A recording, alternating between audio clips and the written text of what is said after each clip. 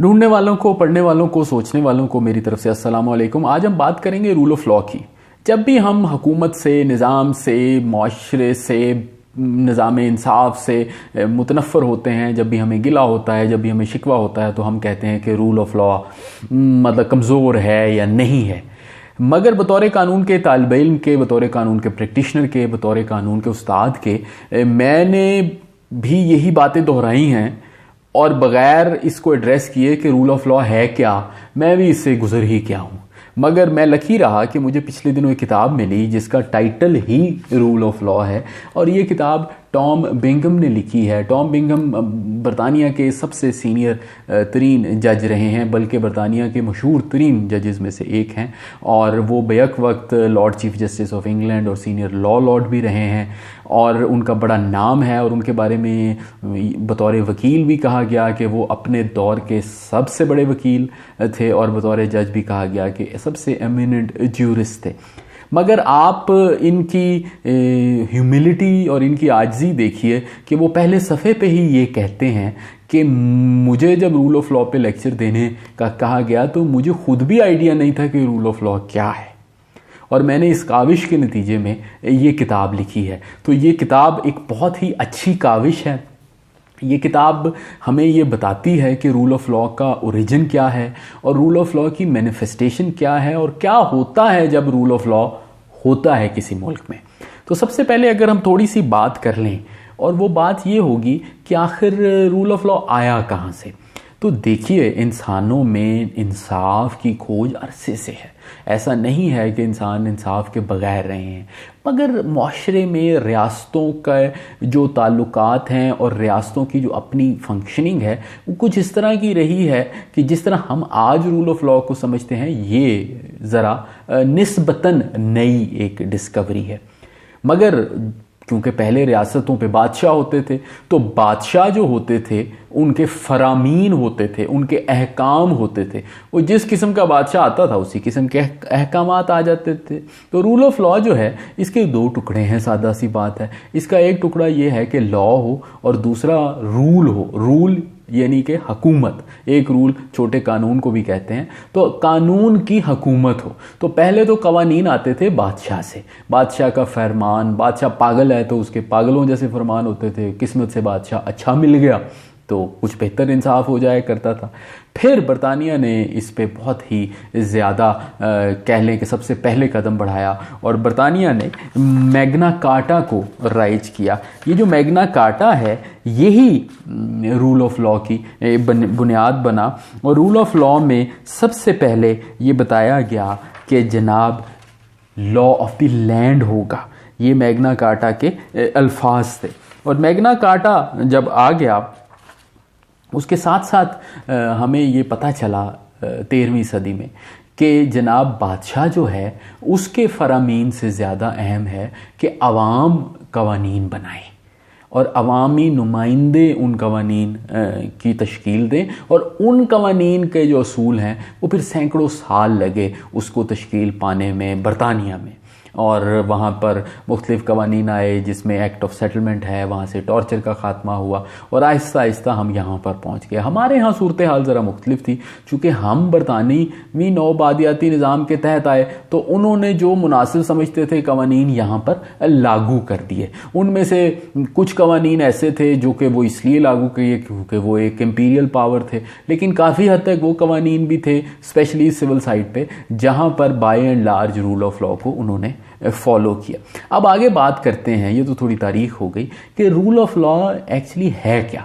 तो Tom Bingham ये बताते हैं कि जनाब 8 ऐसी चीज़ें हैं जो रूल ऑफ लॉ की तश्कील करती हैं। अगर वो चीज़ें मौजूद हों तो आप ये कह सकते हैं कि रूल ऑफ लॉ की सूरत हाल बड़ी बेहतर है। सबसे पहली चीज़ है कि कानून जो हैं वो एक्सेसिबल होने चाहिए, उन तक रसाई आसान होनी चाहिए। वैसे तो लॉ का एक बड़ा मशहूर डिक्टम है कि ignorance of law is no excuse, कि आपके पास ये जवाज़ नहीं होना चाहिए कि आपको कवानीन नहीं पता। मगर प्रैक्टिकली देखें तो सैकड़ों जो हैं एक्ट पास होते हैं, फिर जो उसके नीचे सबॉर्डिनेट ताबे कवानीन होते हैं, रूल्स वगैरह, वो भी आते रहते हैं। तो ऐसे मौके पे हुकूमत की ये जिम्मेदारी है कि वो अवाम तक कवानीन की रसाई मुमकिन बनाए। आजकल वेबसाइट्स हैं, उर्दू में कवानीन मौजूद हों ताकि उनको पता चले कि उनके हक़ और उनके फ़र्ज़ क्या हैं। तो सबसे पहली बात यह है कि कानून तक रसाई होनी चाहिए। मैंने एक दफ़ा हिसाब लगाया कि पाकिस्तान में जो मेन एक्ट्स हैं, स्टैचूट्स, वो तकरीबन 4200 के करीब हैं, और उसके नीचे फिर रूल्स तो कितने सारे हैं। बरतानिया में तो खैर इससे भी ज़्यादा हैं, वहाँ पे तो बहुत ज़्यादा कानून साजी होती है। तो एक्सेसिबिलिटी बड़ी ज़रूरी है। फिर कानून है क्या? कानून ये नहीं है कि सिर्फ वो पार्लियामेंट जो पास कर दे, फिर जज मेड लॉज भी हैं जो फैसले हो रहे हैं, फिर उसके नतीजे में कोडिफिकेशन हो रही है। तो ये बड़ा कॉम्प्लेक्स प्रोसेस है। तो रूल ऑफ लॉ का आगाज़ ये होता है कि आपको पता हो कि कवानीन है क्या। दूसरा रूल ऑफ लॉ का जो बहुत ही बड़ा स्टेप है, जो हम सब जानते हैं, वो है इक्वालिटी बिफोर लॉ। सबसे बड़ी बात यह है कि कानून के सामने सब बराबर हों। जब हम कहते हैं सब बराबर हों, तो वो एक मशहूर मकूला है बरतानिया के कानून का कि सबसे बड़ा बादशाह नहीं है, बादशाह के ऊपर जो है कोई ना कोई कानून मौजूद है। और ना सिर्फ ये कि वो कानून इस तरह बने कि वो सबके लिए बराबर हो, वो इम्प्लीमेंट भी इस तरह हो कि वो सबके लिए बराबर हो। सबसे मुराद अमीर गरीब, सबसे मुराद बादशाह और रियाया, उनमें से किसी में कोई फ़र्क ना हो। अगर बादशाह हो यानी कि हुकूमती नुमाइंदों को कह सकते हैं। आजकल अमेरिका में जो बहस चल रही है ये ब्लैक लाइव्स मैटर पे, वो भी यही बहस है कि उनके कवानीन वैसे तो शायद इक्वालिटी को इंश्योर करते हैं, मगर जब उसकी वो इम्प्लीमेंटेशन करते हैं, जब वो उसका नफाज करते हैं, तो तब वहाँ पे जाके जो सियाह फाम हैं, जो अफ्रीकन अमेरिकन हैं, उनके ऊपर सख्ती की जाती है एज़ कम्पेयर टू जो सफ़ेद फॉर्म हैं उनके अलावा, या जो लोग बाहर से आए हैं, इमिग्रेंट्स हैं, उनके ऊपर सख्ती है एज़ कम्पेयर टू जो लोग लोकल हैं। तो इक्वालिटी बिफोर लॉ एक बड़ा फंडामेंटल असूल है रूल ऑफ लॉ का। तीसरा जो रूल ऑफ लॉ का असूल है वो ये है कि जिन लोगों को पावर दी जाए वो अपनी पावर एक्सरसाइज कैसे करते हैं। यानी हुकूमती ओहदेदार जो हैं वो जब हुकूमती इख्तियार इस्तेमाल करते हैं, क्योंकि मुरवजा निज़ाम तो ये है कि अवाम वोट देते हैं, हुकूमतें तश्कील पाती हैं, या फिर हुकूमतें ब्यूरोक्रेसी बनाती हैं, परमानेंट लोग, तो वो कैसे इख्तियार इस्तेमाल करते हैं। रूल ऑफ लॉ की ये शर्त है कि वो जब इख्तियार इस्तेमाल करें तो एक बड़ा अहम लफ्ज़ है, वो है रीज़नेबल, कि वो रीज़नेबली वो इस्तेमाल करें, वो कोई वजह बयान करें, और उनका इख्तियार इस्तेमाल करने का तरीका ऐसा रीज़नेबल हो जो कॉमन सेंस से पता चल जाए कि ये रीज़नेबल है, कोई बंदा उस पर उंगली ना उठा सके। रीज़नेबल के उलट क्या होता है? रीज़नेबल का उलट होता है आर्बिट्रेरी, ऐसे ही। रीज़नेबल का उलट होता है डिसप्रोपोर्शनेट, यानी कि जितनी ज़रूरत है उससे ज़्यादा या कम। रीज़नेबल का उलट होता है ऑप्रेसिव। तो रीज़नेबल तौर पर इख्तियार इस्तेमाल करें। चौथी बात यह है कि हुकूमती जो नुमाइंदे या हुकूमती ओहदेदार होते हैं, हर सिचुएशन के लिए कानून मौजूद नहीं भी होता। कानून के अलावा उनके पास बहुत सारी सवाबदीद होती है। अब सवाल ये पैदा होता है कि वो सवाबदीद कैसे इस्तेमाल करते हैं, यानी डिस्क्रेशन कैसे इस्तेमाल करते हैं।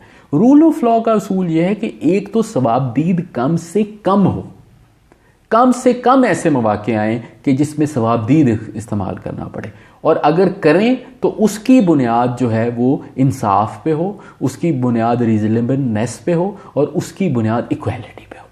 और हम अपने इर्द गिर्द देखते हैं कि अवाम को यही शिकायत रहती है कि जो अवामी ओहदेदार हैं वो सवाबदीद का गलत इस्तेमाल करते हैं, या तो वो इसको इस तरह इस्तेमाल करते हैं कि कुछ लोगों को फ़ायदा होता है, या फिर अपनी मन मर्जी करते हैं।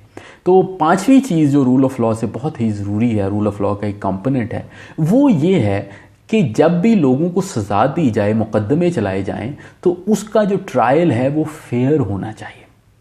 फेयर ट्रायल हमारे आइन में आर्टिकल 10A में भी शामिल है। फेयर ट्रायल का मतलब ये है कि उनको अपनी सफाई का मौका दिया जाए जिनके खिलाफ मुकदमे चल रहे हों, और दूसरी बात यह है कि जो लोग मुकदमा चला रहे हों, यानी कि जज या जो लोग प्रोसिक्यूट कर रहे हों, वो बायस ना हो। ये जो दो असूल है ना, इनको नेचुरल जस्टिस कहा जाता है। नेचुरल जस्टिस का मतलब ये है, लॉ ऑफ नेचुरल जस्टिस जो मशहूर है, एक के बायस ना हो, तासुब ना हो, और दूसरा जिस बंदे के खिलाफ कोई अमल हो उसको ये मौका दिया जाए कि वो अपने आप को डिफेंड कर सके और उसको पता चले कि मेरे खिलाफ इल्ज़ाम क्या हैं। तो जो एक बुनियादी शुरू से बात यह है कि किसी आदमी की, मैग्ना कार्टा से ये बात चली आ रही है कि किसी आदमी की लाइफ, लिबर्टी या प्रॉपर्टी उस वक्त तक नहीं ली जाएगी जब तक कानून नहीं होगा, और ना सिर्फ कानून होगा नहीं बल्कि उसका जो प्रोसेस होगा, उसका जो तरीका होगा वो ट्रांसपेरेंट और फेयर होगा, साफ शफाफ होगा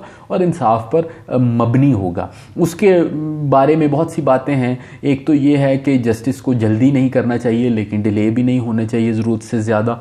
बुनियादी बात यह है कि सोसाइटीज़ में ये टेंडेंसी पाई जाती है कि वो बतौरे ग्रुप उनमें बड़ा गुस्सा होता है। तो आप कहते हैं यार किसी ने चोरी भी की है ना, किसी ज़माने में होता तो उसको भी फांसी लगा दो। मगर आप देखिए दुनिया में कितनी सोसाइटीज़ ने अपने आप को इवॉल्व किया है कि सज़ाओं का सख्त होना इतना ज़रूरी नहीं है जितना उनका सर्टन या यकीनी होना है, और वो यकीनी होता है fair trials.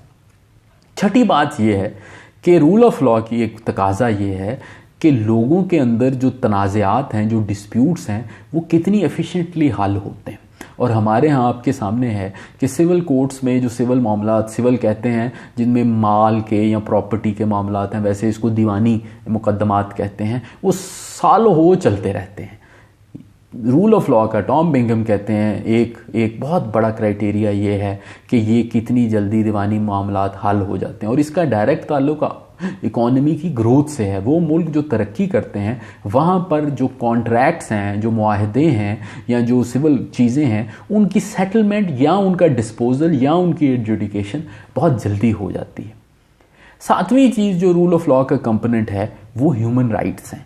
Over a period of time, फ्रांसीसी इनकलाब के बाद, अमेरिकी बिल ऑफ राइट्स के बाद, universal declaration of human rights के बाद जो अक़वाम मुत्तहिदा ने 1948 में इंट्रोड्यूस कराए, दुनिया के अक्सर कवानीन में कोई ना कोई राइट्स का जिक्र है। हमारे यहाँ भी फंडामेंटल राइट्स का जिक्र है जो कि आर्टिकल 9 से लेकर आर्टिकल 28 तक है।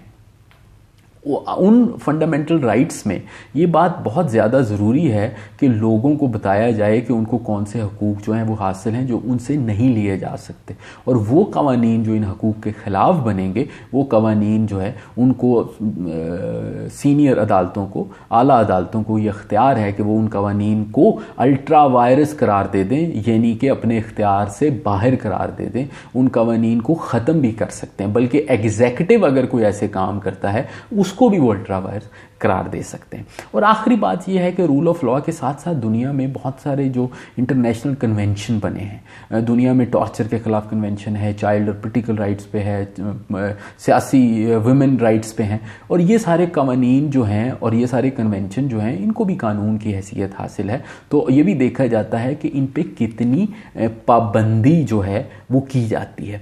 तो ये 8 चीज़ें जो हैं, अब ये हम कम अज़ कम इस चीज़ के बारे में श्योर होते हैं ये किताब पढ़ के कि वो रूल ऑफ लॉ की कॉन्स्टिट्यूट करती हैं किसी माशरे में। तो अगर आप ये किताब पढ़ेंगे तो आपको कम से कम ये पता चलेगा कि जिस रूल ऑफ लॉ की हम बात करते हैं वो कोई हवाई चीज़ नहीं है, वो एक बाकायदा कॉन्क्रीट और सब्सटेंटिव चीज़ है, और हम सब उसको हासिल करने के लिए कोशां रह सकते हैं। आखिरी बात मैं ये कहना चाहता हूँ कि रूल ऑफ लॉ का सबसे बड़ा चैलेंज ये है कि अगर कोई बैड लॉज बन जाए, दुनिया में बड़े बड़े लोगों ने, हिटलर ने भी कानून बनाए हैं, साउथ अफ्रीका में भी कवानीन बने हैं, मगर अगर ये 8 चीज़ों को देखा जाए तो अब कोई ऐसा कानून भी नहीं बन सकता जिसमें इक्वालिटी नहीं होगी, क्योंकि हमारे आइन में इक्वालिटी दी गई है आर्टिकल 25 में। कोई ऐसा कानून नहीं बनेगा जो कि फेयर ट्रायल को ख़त्म करता हो, कोई ऐसा कानून नहीं बनेगा जिसके नतीजे में आप ये कहें कि जनाब इस किस्म के लोगों को तो ट्राई जो है ज़्यादा करेंगे और इस किस्म के लोगों को कम करेंगे। तो ये जो सारा रिवायत हैं, ये जो सैकड़ों सालों से सिलसिला चला आ रहा है, उसके नतीजे में रूल ऑफ लॉ के जो कंपोनेंट्स हैं वो काफ़ी सेटल्ड हैं, और ये किताब उसको बहुत अच्छे तरीके से एक्सप्लेन करती है। और जो ये टॉम बिंघम है, अब उनकी वफ़ात हो चुकी है, उनकी इंटेलेक्चुअल ऑनेस्टी ये है कि वो हुकूमत बरतानिया के इक़दामात की बहुत पोलाइटली लेकिन बहुत फर्मली उन्होंने उस पर तनकीद की है जो दहशतगर्दी के बारे में किए हैं। अमेरिका ने जो दहशतगर्दी के बारे में ग्वांतनामो बे में काम किए हैं उस पर भी इन्होंने बड़ी तनकीद की है। और तनकीद इस तरह नहीं की जी कि वैसे ही कर दी, तनकीद इस तरह की है कि उन्होंने रूल ऑफ लॉ के साथ उसको इंटीग्रेट किया है कि जनाब रूल ऑफ लॉ में इवन जंगी कैदियों के भी हकूक होते हैं। तो अमेरिका ने तो ये किया कि जिन लोगों को पकड़ा ना उनको डोमेस्टिक क्रिमिनल का दर्जा दिया, ना उनको जंगी कैदी का दर्जा दिया। अगर वो जंगी कैदी भी होते तो उस पर उनके भी हकूक थे, अगर उनको मुलजिम समझा जाए तो उनके भी हकूक हैं। फिर टॉर्चर जो है दुनिया में अब तकरीबन 200 साल से टॉर्चर के बारे में मुसद्दका बात है कि टॉर्चर आप नहीं कर सकते। कोई भी किसी भी चीज़ में कोई भी इदारा लोगों को पकड़ के टॉर्चर नहीं कर सकता। तो उसमें भी अमेरिका ने पकड़ के टॉर्चर की डेफिनेशन को ट्विस्ट किया और उनको टॉर्चर करने की कोशिश की, बल्कि किया टॉर्चर, जो उनकी अपनी रिपोर्ट भी आई। तो उस हिसाब से ये किताब इंटेलेक्चुअल ऑनेस्टी का भी बहुत बड़ा इसका सबूत है। और मेरा ये ख्याल है बहुत अरसे बाद मैंने कानून की इतनी सादा और इतनी मौसर किताब देखी है। आप भी इसको देखिए, इंशाल्लाह आप इंजॉय भी करेंगे और आप बहुत कुछ सीखेंगे भी। कोई इसके लिए ज़रूरी नहीं है कि आप कानूनदान हो, आप आम तालिब इल्म हैं, आप प्रोफेशनल हैं, आप पढ़े लिखे हैं, ये आपके लिए ज़रूरी है और आपको बहुत फ़ायदा होगा। अपना ख्याल रखिए। Thank you.